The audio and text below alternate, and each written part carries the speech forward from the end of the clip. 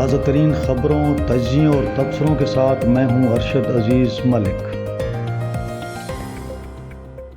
السلام علیکم ناظرین، امید ہے خیریت سے ہوں گے۔ آج نئے ولاگ کے ساتھ حاضر ہوں، اور جو افواہیں اور جو خبریں پشاور میں ہیں سینٹ کے الیکشن کے حوالے سے اور کیا الزامات ہیں ان پر بات کریں گے۔ اور اسی طرح جو میں نے پہلے دعویٰ کیا تھا کہ تحریک انصاف نے اپنی ایک نشست قربان کر دی ہے، تو جو رزلٹ آیا ہے اس کے اندر اب میں آپ کو ثابت بھی کر دوں گا کہ کس طرح ایک سیٹ انہوں نے قربان کی ہے، دی ہے، فیسیلیٹیٹ کیا ہے۔ یہ سارا قصہ کیا ہے اس پر آپ سے مکمل تفصیلات کے ساتھ آپ کو بتاؤں گا۔ اس سے پہلے کہ میں ڈیٹیل میں چلا جاؤں، آپ سے وہی ریکویسٹ کہ چینل کو لائک کریں، سبسکرائب کر لیں، دوستوں کے ساتھ شیئر کرنا نہ بھولیں، اور یہ جو گھنٹی ہے نا اس کو بجا کے رکھیں۔ اس کو گھنٹی کو آپ نہیں بجائیں گے نا آل آپشنز کے ساتھ تو آپ کو نیا ولاگ نہیں ملے گا، پھر آپ کہتے ہیں جی ولاگ نہیں مل رہا۔ تو جناب بات کر لیتے ہیں سینٹ کی۔ تو سینٹ کا الیکشن ہوا ہے کل، مطلب پیر کے روز الیکشن ہوا۔ تو جو رزلٹ آیا ہے اس کی میں تھوڑی سی ڈیٹیل بتا دیتا ہوں۔ مراد سعید صاحب جو ہیں وہ روپوش ہیں، 26 ووٹ انہوں نے حاصل کیے ہیں۔ فیصل جاوید نے 22 حاصل کیے ہیں، مرزا افریدی نے 21 حاصل کیے ہیں، نور الحق قادری صاحب نے 21 حاصل کیے ہیں۔ مسلم لیگ نون کے نیاز نے 18 ووٹ ہیں، عطاء الحق صاحب JUI سے ہیں 18 ووٹ ہیں۔ طلحہ محمود کے جو کہ پاکستان پیپلز پارٹی کے امیدوار تھے ان کے 17 ووٹ ہیں۔ یہ جنرل نشستوں پر کامیاب ہوئے ہیں۔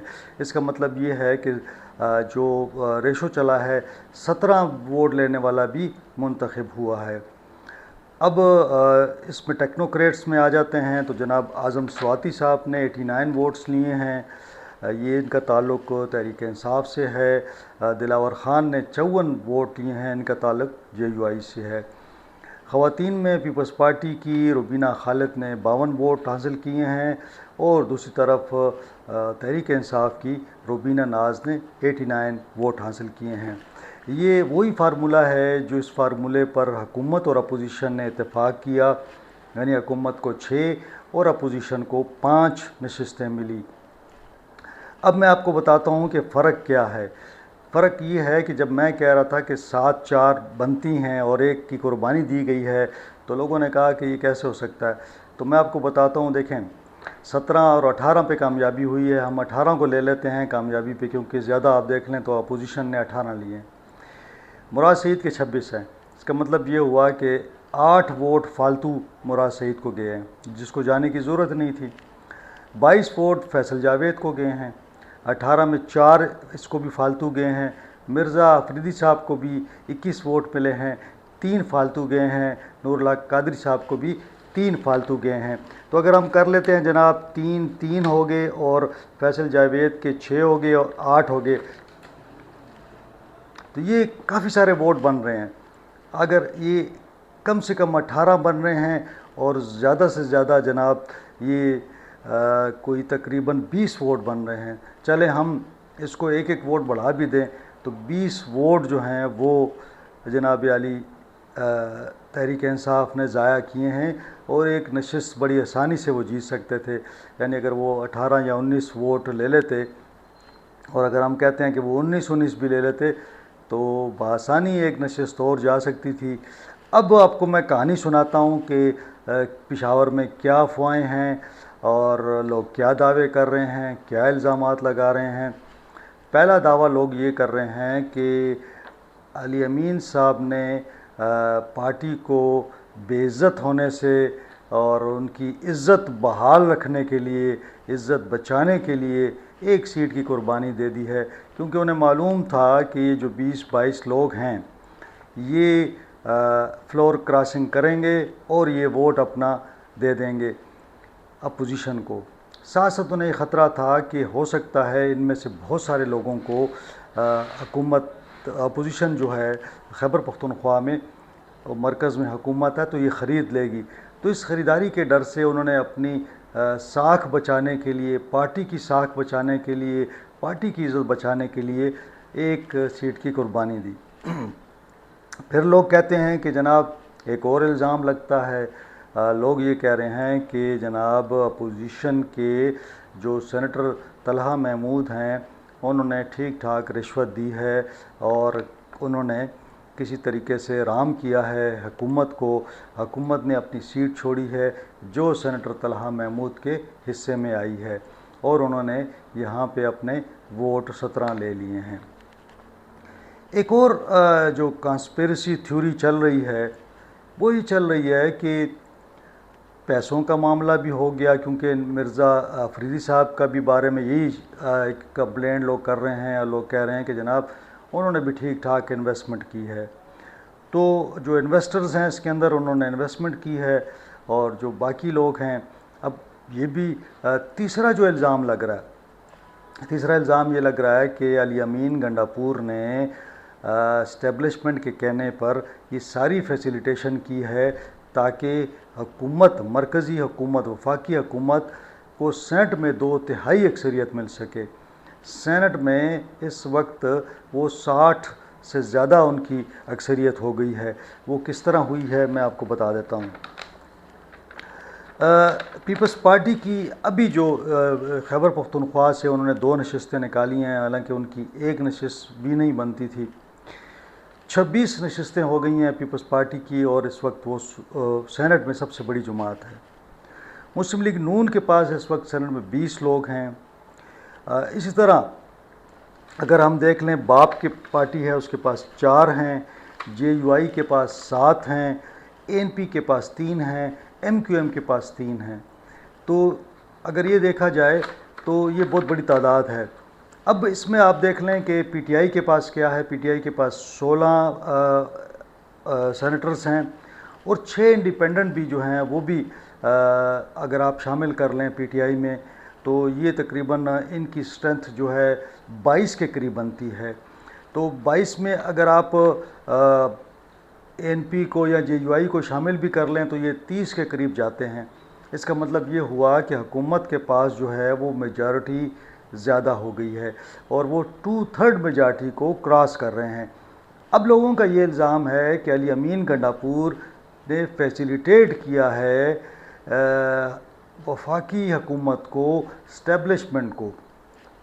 وہ الزام اس بنا پر بھی لگاتے ہیں کہ جناب علی امین صاحب تو بڑے بلند و بانگ دعوے کرتے ہیں، بڑے بڑے اعلانات کرتے ہیں، مرانے کی باتیں کرتے ہیں اور پھر ساتھ میں وہ پتلی گلی سے نکل جاتے ہیں. ہم نے دیکھا کہ اگر وہ لاہور گئے، اگر اسلام آباد گئے، اسلام آباد 2 دفعہ گئے، کس طرح لوگ وہاں پہ رہے اور وہ کس طرح وہاں سے نکل آئے. تو یہ فیسیلیٹیشن جو ہے دونوں طرف سے ہے، یعنی اسٹیبلشمنٹ بھی ان کا خیال رکھتی ہے، ساتھ ساتھ جو ہے یہاں سے علی امین صاحب بھی ان کا خیال رکھتے ہیں. البتہ یہ ایک سٹائل ہے ان کا بات کرنے کا اور اس کی ان کو آزادی ہے کہ وہ جو بھی کچھ کہنا چاہیں، لیکن اندرون خانہ وہ جو ہے وہی بات کرتے ہیں، وہی کام کرتے ہیں جو اسٹیبلشمنٹ کو پسند ہوتا ہے. تو یہ صورتحال ہے اس کے اندر. یہ ہم نے دیکھا کہ جتنے بھی جو بھی لوگ تھے اس میں کھڑے، جن کا ہم نے پہلے سے ہی کہہ دیا تھا کہ یہ لوگ جیت جائیں گے، وہی لوگ جیتے ہیں. جو خرم ذیشان صاحب تھے وہ کھڑے تھے، بیٹھے نہیں، لیکن انہیں کوئی ووٹ نہیں ملا.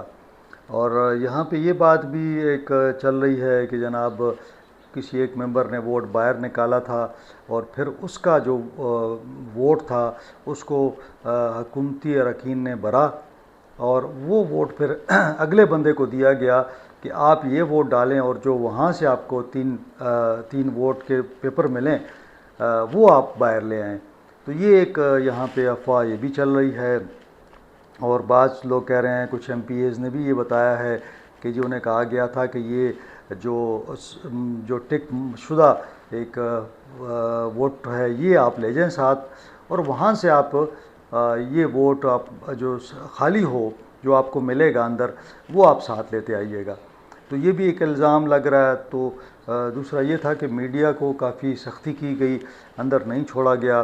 اگر چھوڑا جاتا تو ہو سکتا ہے کہ صورتحال پھر اس وقت میڈیا دیکھتا، لیکن بہرحال پھر میڈیا اندر اسمبلی کے تھا، لیکن ظاہر ہے پولنگ اسٹیشن کے اندر تو نہیں جا سکتے، اور وہاں پہ اگر دیکھیں نا اگر وفاق مینج نہ ہوتا تو پھر بہت ساری خبریں نکل آتی، لیکن چونکہ وفاق اور صوبے کے درمیان یعنی تحریک انصاف اور حکومت کے درمیان ایک اپوزیشن کے درمیان معاہدہ ہو گیا تھا، تو اس لیے ساری گیم جو تھی وہ ان کے ہاتھ میں تھی۔ اور بتایا جا رہا ہے کہ وزیر اعلیٰ علی امین گنڈاپور، ڈاکٹر عباد اپوزیشن لیڈر، اور ساتھ میں سارے جو سینٹ کے امیدوار تھے وہ ایک ہی کمرے میں بیٹھے ہوئے تھے، اور جو بھی ایم پی اے جاتا تھا پہلے وہ وہاں سے جاتا تھا، تو ایک طریقہ کار بنایا گیا تھا کہ ایم پی ایز آئیں گے یہاں پہ اور ان کو بتایا جائے گا، پھر وہ وہاں سے نکلتے تھے اپنا ووٹ ڈال کے واپس وہاں پہ آتے تھے۔ تو یہ ایک پروسیس کیا گیا ہے، بڑا پلان اور بڑا ایک کیلکولیٹڈ موو تھی۔ اور جب ہم کہہ رہے تھے نا کہ 17 پہ لوگ جیت سکتے ہیں، 18 پہ جیت سکتے ہیں، اور میں کہہ رہا تھا کہ 19 کم سے کم یا زیادہ سے زیادہ 19 پہ بھی جیت سکتے ہیں، تو لوگوں کا خیال تھا کہ شاید میں غلط کہہ رہا ہوں۔ اس رزلٹ میں آپ دیکھ لیں کہ 17 والا بھی جیتا ہے، تو جتنے بھی کم ہوتے ہیں اس سے فرق نہیں پڑتا، لیکن آپ سے زیادہ کسی کے ووٹ ہوتے تو پھر وہ جیت جاتا، لیکن چونکہ اس میں کوئی کینڈیڈیٹ ہی نہیں تھا، اور جب عرفان سلیم اور عائشہ بانو، وقاص اورکزئی، ارشاد حسین وغیرہ کھڑے تھے، اس وقت یہ امکان ظاہر کیا جا رہا تھا کہ کوئی ریوولٹ ہو جائے گا، کوئی بغاوت ہو جائے گی پارلیمانی پارٹی میں، اور ان میں سے کچھ لوگ جا کے عرفان سلیم کو ووٹ دے دیں گے، لیکن ایسا نہیں ہوا۔ اور وہ لوگ چونکہ رات گئے، مذاکرات بھی ہوئے، انہیں تھریٹس بھی کیے گئے، انہیں دھمکایا بھی گیا، لالچ بھی دی گئی، اور پارٹی نے ان کو کافی حد تک مجبور کر دیا، اور مجبوراً انہوں نے بڑے آبدیدہ ہو کر، بڑے پریشان ہو کر، اور ایک غم اور غصے کی کیفیت میں سینٹ سے دستبرداری کا اعلان کیا۔ تو یقیناً جو پاورفل لوگ ہیں، جو طاقتور لوگ ہیں، پاکستان کے اندر بدقسمتی یہی رہی ہے کہ اختیار اور طاقت جو ہے جن کے پاس ہوتی ہے وہی فیصلہ کرتے ہیں، چاہے وہ سول میں ہوں، چاہے وہ ملٹری میں ہوں، چاہے وہ پولیٹیکل پارٹی میں ہوں، چاہے وہ کسی عہدے پہ بیٹھے ہوں، تو وہی لوگ فیصلہ کرتے ہیں، اور ان کا ہی یہ فیصلہ تھا کہ کون کون کھڑا ہوگا، اور یہ لسٹیں وہیں سے بن کے تیار، سب کو معلوم تھا کہ یہ لوگ الیکشن میں کھڑے ہوں گے، باقی جو امیدوار ہیں ان کو کسی نہ کسی طور پر بٹھا لیا جائے گا۔ مجھے بعض دوستوں نے یہ بھی بتایا کہ جناب یہ جو نام تھے ان ناموں میں رد و بدل بھی ہوا، جب پولیٹیکل کمیٹی کے اجلاس میں یہ بات چیت ہوئی تو وہاں پہ ایک دفعہ تو ایک لسٹ بنی، پھر دوسری دفعہ زیادہ لوگ اس کے اندر آ گئے تو وہ اس کو مینوپولیٹ کیا گیا اور نام چینج کیے گئے، تو 3 میٹنگز پولیٹیکل کمیٹی کی ہوئیں جس میں ان ناموں کو چینج کیا گیا۔ دوسرا اگر ہم دیکھ لیں، عاطف خان صاحب کا الزام بھی سامنے آ گیا ہے کہ جناب مرزا افریدی صاحب کا اس میں نام نہیں تھا، بلکہ دوسرے نمبر پہ عرفان سلیم صاحب کا نام تھا، اور خرم ذیشان کا چوتھے نمبر پہ تھا۔ تو ہم یہ کہہ سکتے ہیں کہ مراد سعید، فیصل جاوید، ساتھ ساتھ یہ خرم ذیشان اور عرفان سلیم، یہ 4 کا پینل تھا، اور آخر میں انہوں نے نور الحق قادری صاحب کو رکھا ہوا تھا 5ویں نمبر پہ۔ تو یہ سارا معاملہ ہوا ہے، اب اس کی طے تک کون پہنچے گا، پارٹی اس کے بارے میں تحقیقات کب کرے گی، عمران خان صاحب کو اس حوالے سے کب وہ بات کرتے ہیں، ان سے کب لوگوں کی ملاقات ہوتی ہے، ان کو کیا بتایا گیا تھا، کیا ان کو یہ بتایا گیا تھا کہ پولیٹیکل کمیٹی نے، پارلیمانی پارٹی نے اور دیگر جو فورمز ہیں انہوں نے یہ جو 4 5 6 نام تھے، 4 جنرل کے لیے اور 2 دوسرے، ان پر اتفاق کیا ہے، اور انہوں نے کہا ہوگا کہ ہاں ٹھیک ہے، اگر پارٹی کے اندر یہ صلاح ہے اور پارٹی یہ سمجھتی ہے کہ یہ نام سینیٹرز بننے چاہیے، تو انہوں نے بھی کہا ہوگا کہ ٹھیک ہے، پھر آپ لوگ اس پہ اس پر اتفاق کرتے ہوئے آپ اس کا اعلان کر دیں۔ تو بہرحال یہ چونکہ کمیونیکیشن گیپ ہے، عمران خان صاحب کے ساتھ لوگوں کی ملاقات نہیں ہو رہی، تو اسی وجہ سے یہ تمام باتیں چل رہی ہیں۔ بہرحال آج کی جو تفصیلات تھیں میں نے آپ کے سامنے رکھ دی ہیں، مجھے امید ہے آپ کو یہ پسند آئے گی، اور اگر پسند آئیں تو دوستوں کے ساتھ بھی یہ تفصیلات شیئر کیجئے گا۔ مجھے اجازت دیں، اپنا خیال رکھیں، اللہ حافظ۔